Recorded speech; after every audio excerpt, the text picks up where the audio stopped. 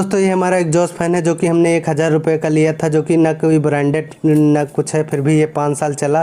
लेकिन अब इसमें थोड़ी सी दिक्कत आ गई है। जब इसको हम चलाते हैं तो ये अपने आप नहीं चलता, इसको किसी चीज़ से घुमाना पड़ता है। इसको हमने खोल के साफ़ कर दिया और इसके 2 छेद दिए होते हैं, जिसमें से हमने 1 ml मोबिल डाल दिया है, जो कि बुश के पास में लगे एक कॉटन से वो कनेक्ट होते हैं, उसी में मोबिल चला जाता है और साल 6 महीने डालने की ज़रूरत नहीं होती है। बीच बीच में हम इसकी सफाई भी करते रहते हैं पर की, ताकि इस पर लोड ना पड़े और ये जले नहीं। और ये अभी भी ठीक चल रहा है और हो सकता है 5-6 साल अभी और चले।